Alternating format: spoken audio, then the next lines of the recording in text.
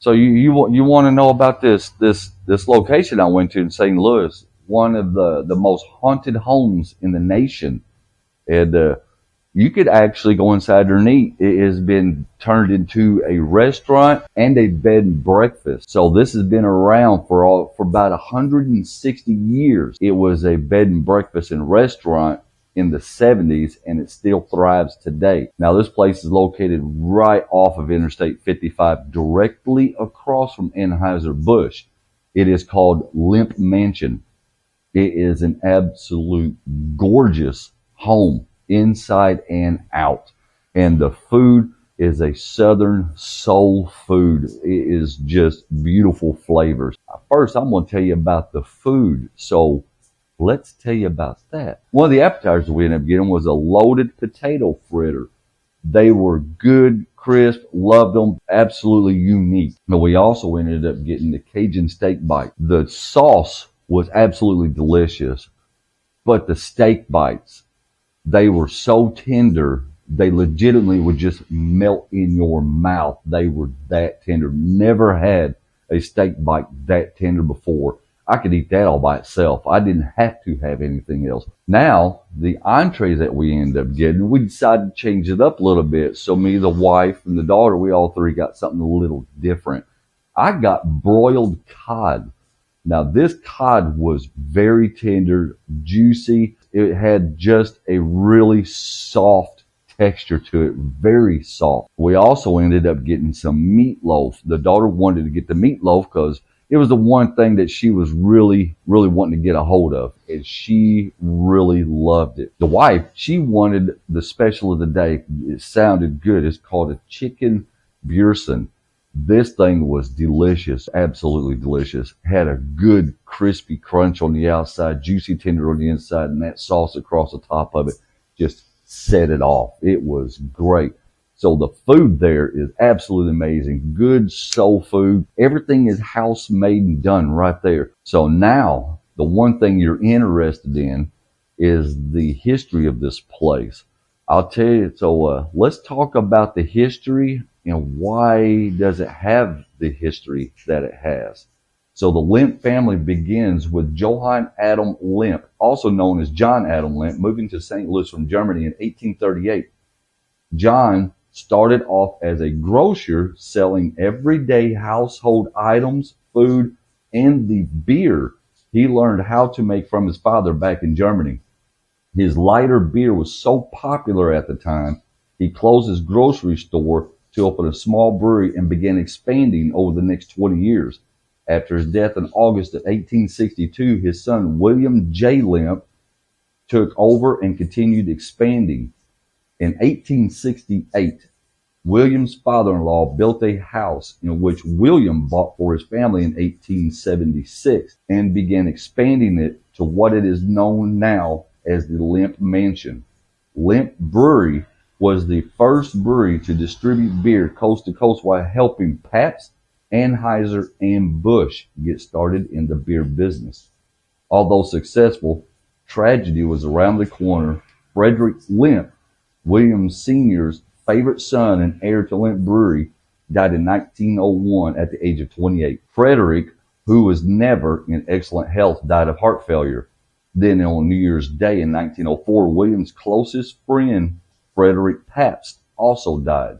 With his favorite son and closest friend dying 3 years apart, William struggled physically and mentally and decided to take his own life with a single shot to the head in his bedroom. Now, William J. Lemp Jr. has now become the rightful owner of the Lemp Brewery. William Jr. was a party animal in which he loved to show off to his friends and spend money. Legend has it that he has a child outside of wedlock that was born with Down syndrome and kept in the attic away from the public eye his whole life to avoid shaming the Lemp family name. By prohibition in 1919, the Lemp Brewery was barely operating due to William's lack of maintaining the equipment and his need to spend money. The Lemp Brewery closed their doors permanently, and things took a turn for the worst for the Lemp family. There. Now you got a short form of exactly how the Lemp family came about. They came from Germany. They built, the father-in-law of William Lemp Sr. It built his house. He purchased it from him, turned it into the Lemp Mansion. The Lemp Brewery that his dad started to thrive to the point where even Pabst, from Pabst Blue Ribbon, Anheuser and Busch took notes from Lemp, and that's how they got started in their own beer business with the help of Lemp. So everything right there is connected. They're all close netted. So now we're going to talk about the dark history of this place. We're going to see why this place is so filled with paranormal. Now, in March in 1920, Elsa Lemp Wright, which is the sister of William Jr., also died by a self-inflicted gunshot wound. After the Lemp Brewery dynasty came to an end, William Jr. slipped into depression and was starting to have the same physical and mental issues as his father did. Just inside the main entrance of the Lemp Mansion, on the immediate left, there is a room where William Jr. passed away from a self-inflicted gunshot wound to the chest. So now you have 3 Lemp family members that has passed away by their own hands. You had William Sr. who passed away in his bedroom. You have William Jr. who has passed away in the room immediate to the left of the front entrance. And you also have William Sr.'s daughter, Elsa, who has also passed away with a gunshot wound to the chest. So there's 3 right there that has passed away inside this house by their own hands. And we're not done. Let's keep going. Hoping that the Lemp curse is over, the illegitimate child that was kept in the attic has died on the property in his 30s. Shortly after that, Charles Lemp, the 3rd son of William Lemp Sr., had shot his Doberman Pinscher, his dog, in the basement, then retiring to his room on the 2nd floor, where he was later found with a self-inflicted gunshot wound to the head. The last remaining Lemp family member was Edwin Lemp. He had walked away from the family business in 1913 to live out his life peacefully and died of natural causes in 1970 at the age of 90. Now the place has been converted into a bed and breakfast and a restaurant. So now you have a kind of an understanding of what's going on why this place is so active the way it is. You got 4 members of the Lemp family that has passed away inside of this house that is now a restaurant and bed and breakfast by self-inflicting wounds. So, and not to mention a dog. There's rumor that you can hear a dog inside this house. It's a Doberman Pinscher. Now, the ironic thing is, you can actually stay the night in this place in one of the exact rooms that they perished in. So you have not only on the 2nd floor 3 or 4 bedrooms up there, but the 3rd floor also has bedrooms of the illegitimate son of William Jr., along with servants. The servants also lived up there on the 3rd floor. So those rooms are also rented out. So there's multiple rooms you can stay in. I'd go inside of William's room and stay. Now, there are some stories and some records of things that has happened in this place. And I walked around to the bottom level, and I also walked around the 2nd level taking pictures and stuff. We'll get to that in here in a second.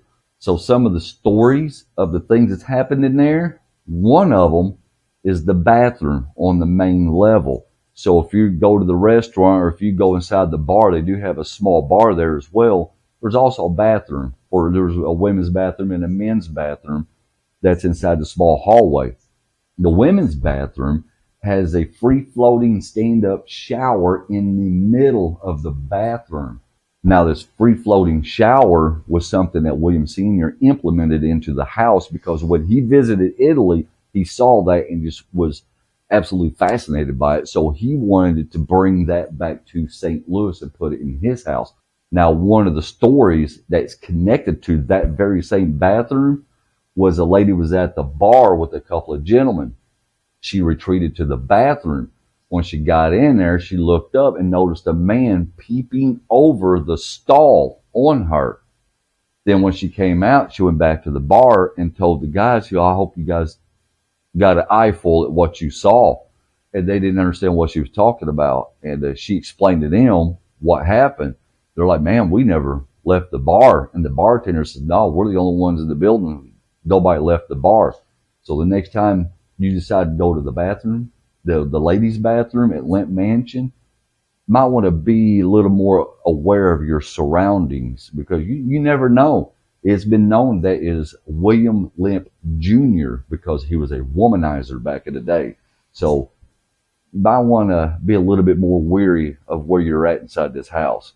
So whenever you go upstairs and you rent out one of the rooms, especially William Sr.'s room, there's been countless occasions where people will be asleep and they hear somebody running up the stairs. And then all of a sudden, a loud bang at their bedroom door. Well, legend has it, when William Sr. passed on with his self-inflicted gunshot wound, his son, William Jr., ran up the stairs, came to the bedroom door, discovered it was locked, and kicked the door in to get to his father. So that is one of the stories that has been told countless out of William Sr.'s bedroom. You hear somebody run upstairs, come to the door, and you hear a loud bang as if somebody kicked that door. So over the years, there's been numerous staff members, not just patrons, but staff members who would hire in as a waitress or a cook or a housekeeper, something. They would have an experience. They would go home. They never came back. And what it was they saw, heard, felt, we don't know. Nobody knows. But there is a lot of something going on in this place. One of the things I wanted to do was go upstairs. So the last time me and the wife was there, they had a rope across the stairs that says "Do not enter."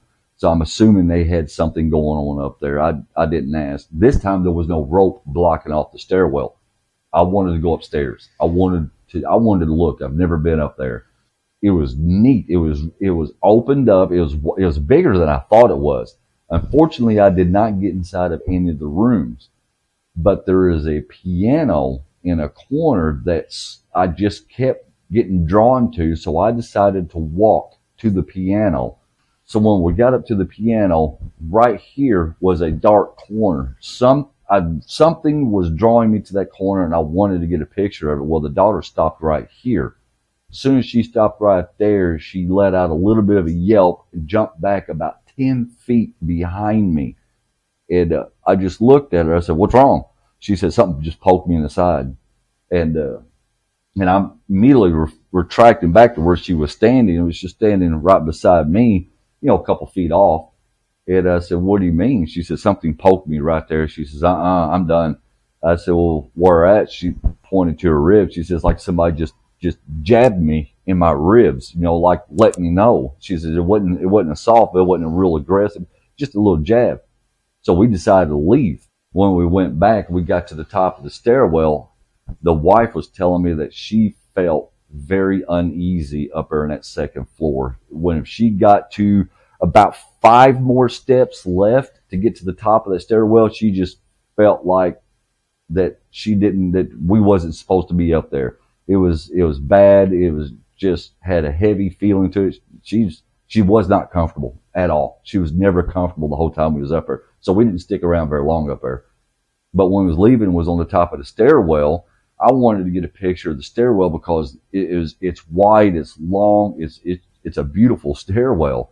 So there was one guy leaving, and it had an older gentleman kind of behind the stairwell back towards the dining room area, was fixing to come in the picture.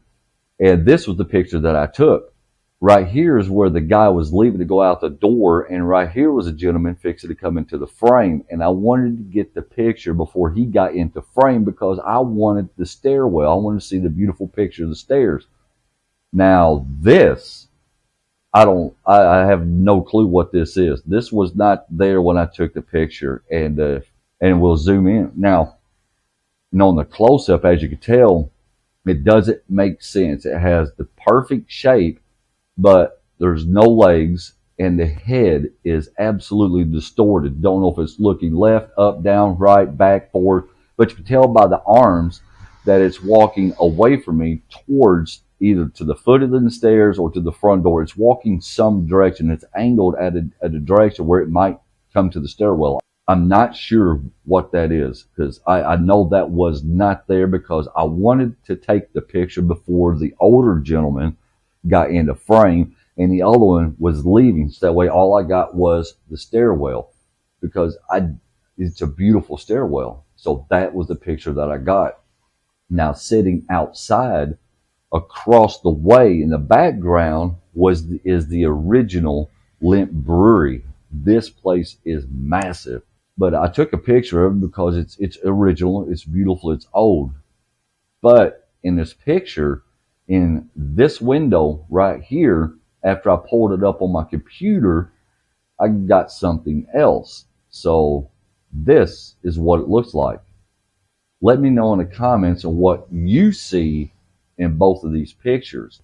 So with everything that's going on in this place, with the history, the 160 years of history on this, the 100 plus years of the paranormal that's going on, and with this being one of the most haunted homes in the nation, question I have for you: would you stay the night? Let me know.